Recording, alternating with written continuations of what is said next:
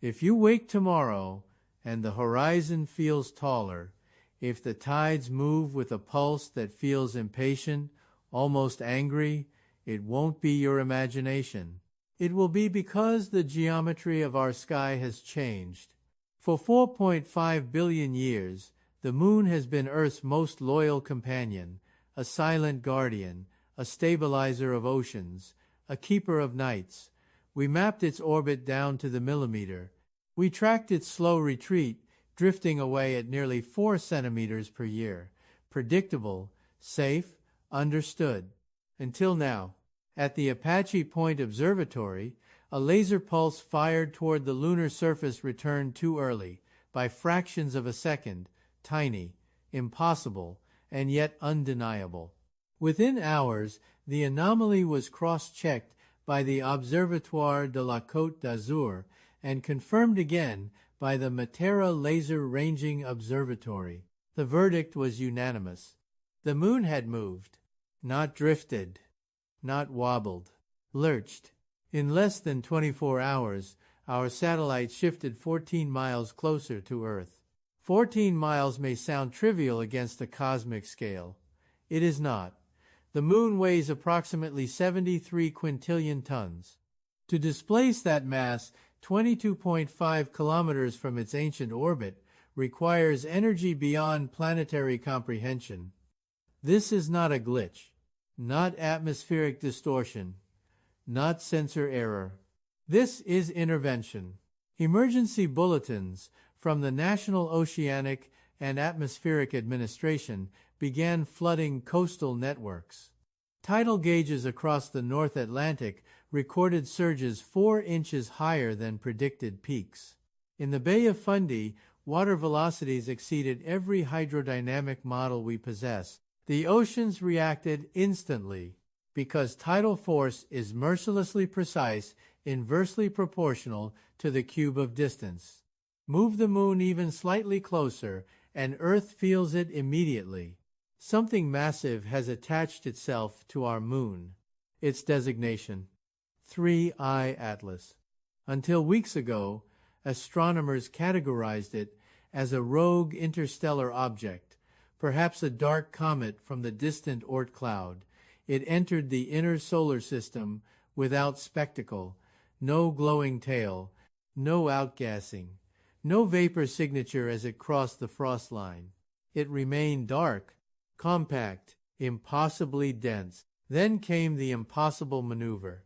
When Threei Atlas passed within 0.8 astronomical units of Earth, it should have accelerated under solar gravity. It did the opposite. It decelerated. At that exact millisecond, the moon was pulled inward. The correlation is absolute. This is not a rock. This is not ice. This is something engineered, or something ancient beyond comprehension. Preliminary gravitational models suggest a density consistent with a primordial black hole, a relic from the birth of the universe, cloaked in ordinary matter. NASA's deep space tracking has detected gravitational lensing around the object. Background starlight bends into subtle arcs as it passes behind it. The data implies a mass equal to 40% of the moon compressed into an object less than 50 kilometers wide, a bowling ball with the weight of a planet. And as it tightened its invisible grip, instruments placed during the Artemis 3 mission began transmitting something far more disturbing. The moon began to scream. Not metaphorically. Seismometers registered magnitude 5.8 tectonic ruptures, shallow, high-frequency quakes. The entire lunar crust vibrated like a struck bell. For 11 minutes and 23 seconds, it did not merely tremble. It resonated. This is not a passive flyby. The orbital adjustment was smooth, calculated, a measured change in velocity as though something had docked gravitationally and applied controlled thrust. Astrophysicists are now asking a question that feels less scientific and more existential. How much closer will it pull the moon before this cycle ends? Because Threei Atlas has not left. It has slowed, which means it is coming back. And if today's 1-4 mile shift was only a test, then we are not observing a natural event. We are witnessing a capture, and the oceans are already rising to greet their new master. But what is happening on the lunar surface right now is even more violent than what we're seeing from Earth. And that changes everything. If you're ready to uncover what the moon is becoming and what that means for us in the next 45 days, stay with me, because this is only the beginning. But while the world watches its shorelines with growing unease, something far more violent is unfolding in silence. On the moon itself, as orbital decay deepened, the seismic network deployed during Artemis 3 detected a signal that should not exist under any known lunar model. This was not one of the deep, gentle, thermal moonquakes recorded during the Apollo era. This was shallow, sharp, high frequency. For exactly 11 minutes and 23 seconds, the moon didn't just vibrate, it screamed. The epicenter was triangulated to Mare Serenitatis, a vast basaltic basin long considered geologically dormant. But this region hides something critical beneath its surface, a mascon, a mass concentration, a dense gravitational anomaly buried deep in the crust. When stress increases near a mascon, energy does not dissipate evenly. It fractures. The Lunar Reconnaissance Orbiter executed an emergency low-altitude imaging pass.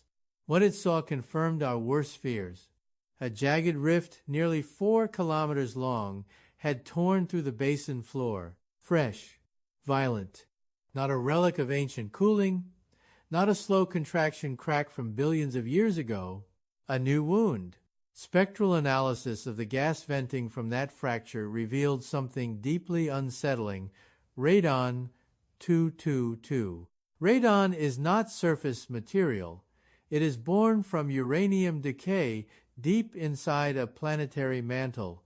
Its presence means the fissure reaches far below the crust. Threei Atlas has not merely tugged on the moon. It has cracked it open. And the process now accelerating inside the lunar body has a name, title, heating. We see it in the most volcanic object in our solar system, Jupiter's moon Io. Under relentless gravitational squeezing, Io's interior melts from friction alone. Volcanoes erupt constantly. The surface reshapes itself in real time. The moon, for over 1 billion years, has been geologically dead. But if it has entered gravitational resonance with Threei Atlas, it is now being rhythmically compressed and stretched, and that friction generates heat. Heat generates melt. Melt generates instability. Our quiet white satellite may be waking up, but the most chilling detail is not the fracture.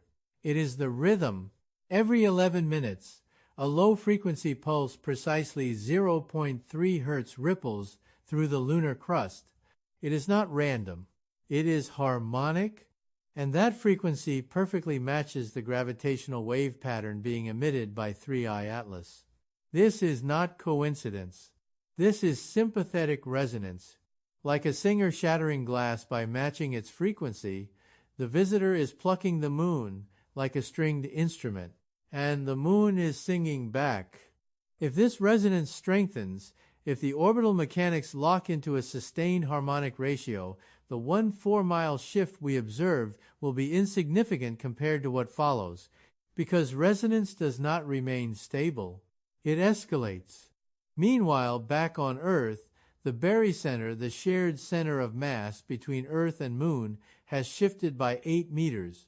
To most people, that sounds microscopic. To geophysicists, it is catastrophic.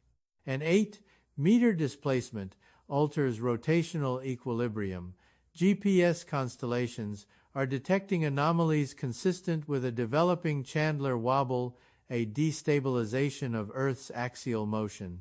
Our planet is staggering, and Threei Atlas has not even completed its first loop. Orbital simulations now show that the object has slowed significantly. By transferring energy to the moon, it sacrificed its own escape velocity. It is no longer on hyperbolic exit path. It is captured, locked into a highly elliptical orbit, which means in 45 days it returns. Closer, stronger. On the lunar surface, the pulses are accelerating. Gamma-ray detectors have begun registering high-energy bursts near the Mare Serenitatis rift. This suggests something even more dangerous: nuclear excitation within the mantle. The moon's internal mass distribution is changing. As melt pockets form and shift, gravity fields reorganize. An erratic orbit becomes more likely. We are approaching something called resonance collapse, a cascading orbital destabilization event. If Threei Atlas achieves a 1-to-1 harmonic lock during its return pass, the moon could experience orbital decay measured not in miles, but in hundreds or thousands of miles. And tidal forces on Earth would scale accordingly, not inches, not feet. Stories. 40-foot surges would not be hypothetical. Coastal cities, London, Tokyo, New York, would face ocean walls beyond any historical precedent. This is no longer climate variability. This is gravitational restructuring. The final transmission from the Apache Point Observatory, before recalibration, showed something deeply symbolic. The moon's vibration has synchronized with Earth's own background seismic hum. The handshake is complete. Earth, Moon, Threei Atlas. Now one resonant circuit. We have 45 days before the loop closes. 45 days before the next encounter. And if the resonance strengthens, the moon will not simply move again. It will fall. If the moon's fracture was the symptom, then what we are about to uncover is the disease. Because the deeper scientists looked into Threei Atlas, the more one terrifying truth emerged. Its mass does not match its size. Under classical Newtonian mechanics, gravitational force follows a clean, predictable inverse square law. For an object barely 50 kilometers wide to exert enough pull to drag the moon 14 miles inward, it would need to possess a mass equivalent to a small planet. To generate that level of torque, approximately 10 to the power of 24 newtons would require the combined thrust of 5 billion Saturn V rockets firing simultaneously. Yet telescopic imaging confirms it. Threei Atlas is small, dark, compact.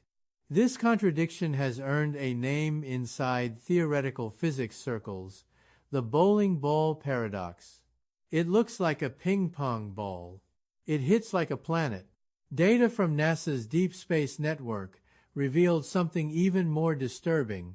As the object crossed fields of distant stars, the light did not simply dim, it bent. Background starlight warped into faint arcs, partial Einstein rings, a gravitational lensing signature typically associated with black holes. Cross-referenced observations from the European Space Agency's Gaia confirmed the anomaly. The conclusion forced its way into the room.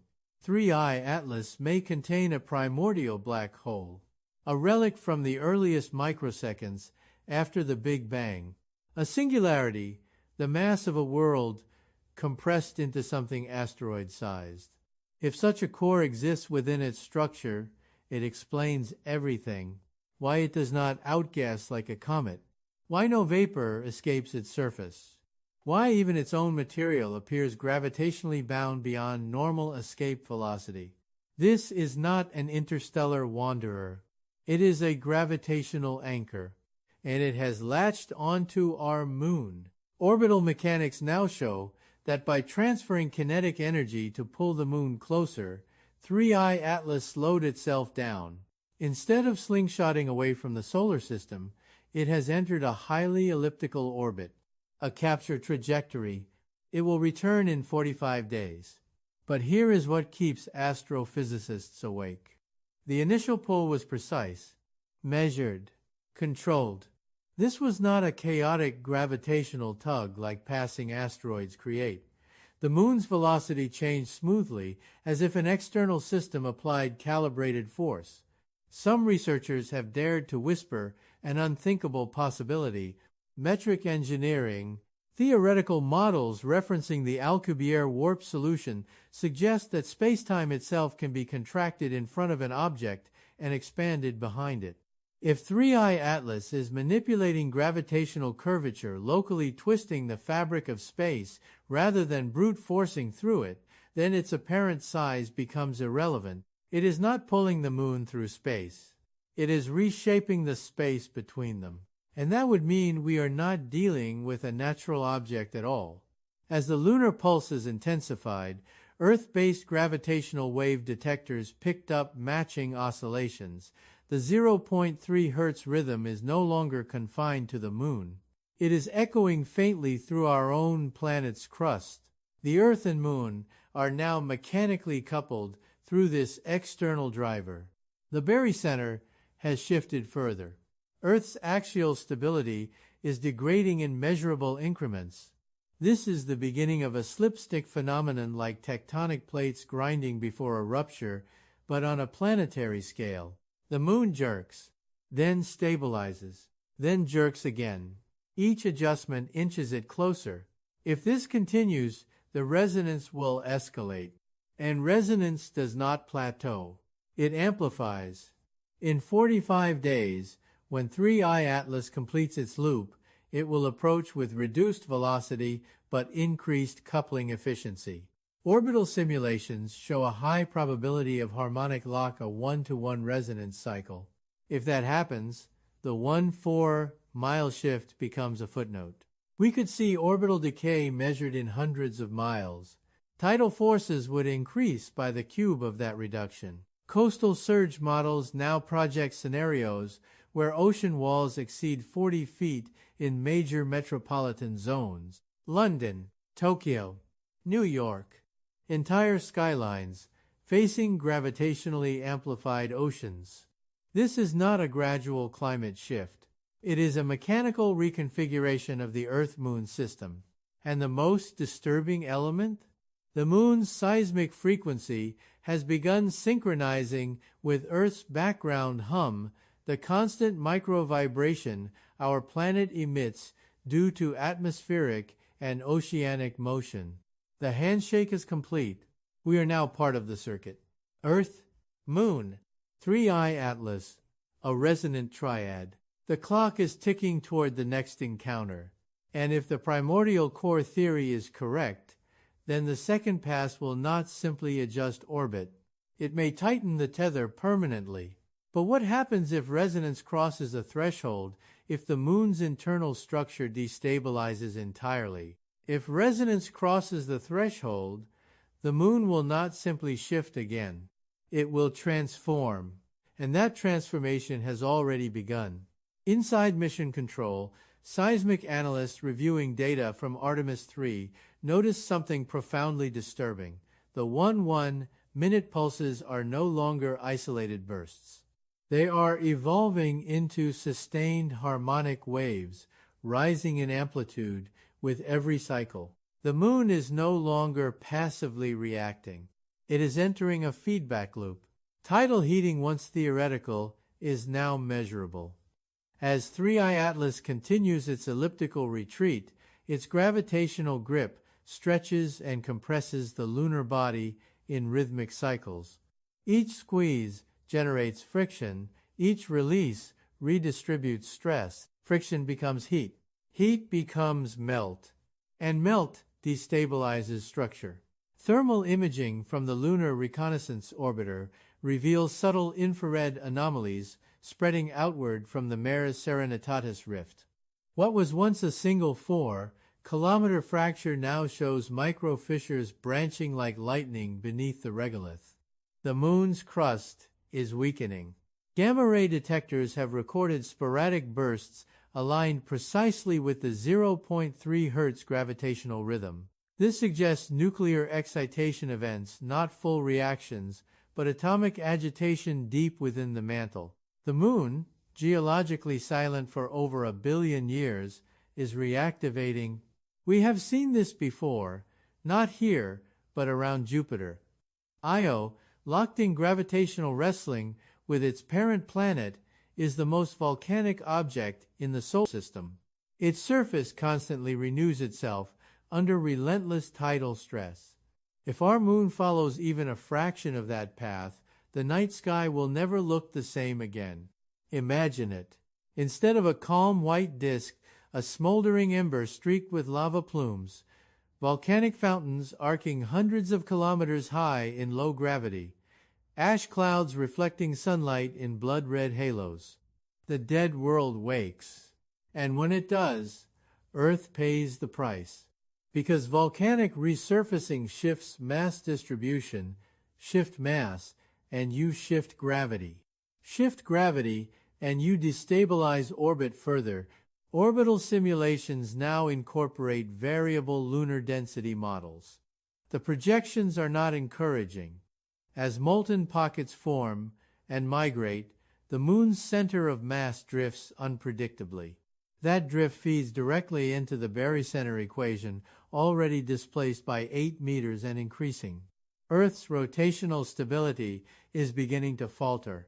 GPS satellites report millisecond timing anomalies consistent with early-stage Chandler wobble amplification. The planet's axis is subtly oscillating. We are watching the Earth stagger, and Threei Atlas is still outbound only halfway to aphelion in its newly captured orbit. The most chilling revelation arrived late last night from coordinated gravitational wave observatories. The 0.3 Hz signal has intensified. Not randomly, intentionally. Its waveform has sharpened, transitioning from a natural sinusoidal pattern to a modulated frequency band. In structural engineering, modulation implies control. Something is adjusting the resonance. Threei Atlas is not merely exerting gravity, it is tuning it. If the primordial black hole core theory is accurate, then its immense spin could generate relativistic frame dragging, twisting space-time around it like a vortex. By modulating that spin, the object could alter the intensity of gravitational coupling with the moon, which explains the slipstick behavior. Jerks, pauses, jerks again, each movement recalibrated. This is not chaotic decay. This is structured capture. If harmonic lock occurs during the return pass in 45 days, tidal forces on Earth could increase exponentially. Coastal surge models are now incorporating worst-case proximity reductions of 300 to 1,000 miles. At 300 miles closer, tides amplify dramatically. At 1,000 miles closer, they become catastrophic. Ocean bulges would track directly beneath the moon's new position. Entire coastlines would face walls of water exceeding 40 feet in surge height. Cities built over centuries would face inundation within hours. But the ocean is only one variable. There is another scenario, one far more extreme. If tidal heating destabilizes the moon's structural cohesion entirely, fragmentation becomes possible. Not a Hollywood-style explosion, but progressive spalling, chunks breaking free under stress. Even small fragments entering Earth's gravitational well could produce meteor events dwarfing the largest recorded impacts in human history.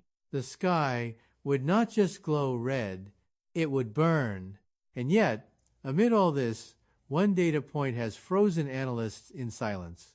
The final synchronized reading from the Apache Point Observatory confirms full resonance alignment between Earth's seismic hum and the moon's pulse. We are no longer separate oscillators. We are a single system. Earth, Moon, Threei Atlas, a triad bound by gravity, and perhaps something far more deliberate. The second encounter is not just approaching, it is preparing. Because if the visitor can tune resonance, it can escalate it. And if escalation continues, the next phase will not be geological. It will be planetary. When the loop closes, it won't announce itself with fire in the sky. It will begin with numbers, silent, clinical, unforgiving. Orbital analysts now confirm that Threei Atlas has reached the outer edge of its newly captured ellipse. It did not escape the solar system. It did not drift harmlessly into interstellar dark. It slowed, which means it is coming back. 45 days. That is the window. By transferring energy to pull the moon 14 miles inward, the object sacrificed its own velocity. In orbital mechanics, energy exchange is never free. What it gave to the moon, it lost from itself, and that loss trapped it. Simulations from NASA and ESA supercomputing arrays show a high probability return pass closer than the first, not by accident, but by geometry. Elliptical capture trajectories tighten with each interaction when resonance is involved. The next approach will not be a repeat. It will be an escalation. Meanwhile, the Earth-Moon barycenter, the shared center of mass, continues to drift. What began as an 8-meter displacement has grown measurably. That shift alters rotational inertia. And rotational inertia governs axial stability. Earth's Chandler wobble, once a predictable 433-day oscillation, is amplifying beyond modeled expectations. GPS constellations, climate satellites, even deep space probes are recalibrating in real time to compensate for micro-instabilities in Earth's spin. Our planet is no longer rotating in perfect balance. It is compensating, and compensation has limits. On the Moon, the 0.3 Hertz pulse has accelerated to 0.34, a subtle change. But in resonance physics, subtle changes are everything. The fracture in Mars Serenitatis has expanded another 600 meters, confirmed by repeat imaging from the Lunar Reconnaissance Orbiter. Radon emissions have intensified. Gamma bursts are now occurring in synchronized clusters rather than isolated spikes. The Moon is no longer just heating. It is reorganizing. Mass migration beneath the crust is shifting gravitational nodes across its surface. That redistribution feeds back into orbital equations, creating a feedback cascade between internal melt and external pull. This is the tipping point scientists feared. If Threei Atlas achieves harmonic lock during the next pass, a 1-to-1 resonance ratio, gravitational amplification could multiply instead of add. 14 miles would become a rounding error. 300 miles closer? Possible. 500? Within simulation bounds. At 1,000 miles closer, tidal force increases by nearly 20%. 20% may not sound apocalyptic until you understand that tides scale cubically. Coastal amplification factors could generate localized surges exceeding 40 feet. Imagine Manhattan's skyline with an ocean wall pressing through it. Imagine London's Thames barrier overwhelmed in minutes. Imagine Tokyo Bay pulled upward like a drawn breath that never exhales. This would not be a storm, not a hurricane, not climate change. It would be gravitational restructuring. But oceans are only one consequence. There is a darker projection one few agencies are discussing publicly. If resonance intensifies beyond structural tolerance, the Moon could enter orbital decay acceleration, not a sudden crash into Earth that remains statistically unlikely, but a tightening spiral that destabilizes long-term equilibrium. A closer Moon alters night-length distribution, tidal friction rates, and even tectonic stress along Earth's subduction zones. Increased tidal flexing of Earth's crust could elevate seismic activity globally. Volcanoes, megathrust earthquakes. Not because Threei Atlas touches Earth directly, but because it pulls our stabilizer out of balance. And here is the most haunting detail. The gravitational waveform from Threei Atlas has become cleaner, sharper, less noisy. In astrophysical terms, that suggests coherence. Natural objects emit chaotic gravitational signatures. This one is stabilizing, as if it is aligning itself intentionally for the return. Frame-dragging models, once speculative, now show measurable relativistic distortion consistent with extreme rotational velocity. If a primordial singularity lies at its core, spinning near light speed, it could be twisting space-time in a controllable gradient. That would explain the smoothness of the first pull, the calibration, the precision. This was not a random graze. It was a test. And in 45 days, the second phase begins. Emergency preparedness networks are quietly reviewing coastal evacuation models. Governments are not announcing panic, but infrastructure audits have accelerated. Power grids near tidal basins are reinforcing fail-safes. The public sees higher tides. Scientists see harmonic escalation. And the moon's pulse now aligns perfectly with Earth's background seismic hum, confirmed again last night by the Apache Point Observatory. The circuit remains closed. Earth, Moon, Threei Atlas, one resonant system. We are passengers on a world whose steering wheel has been seized by an object smaller than a city, but heavier than comprehension. 45 days. That is how long we have before the return pass tightens the tether or snaps it. And if it snaps, the transformation will not be gradual. It will be immediate. In Part 6, we confront the final possibility. What happens if the resonance doesn't just move the moon, but permanently rewrites gravity itself? Stay with me, because when the clock hits 0, the sky above us may never look the same again. When the clock hits 0, this will no longer be about tides.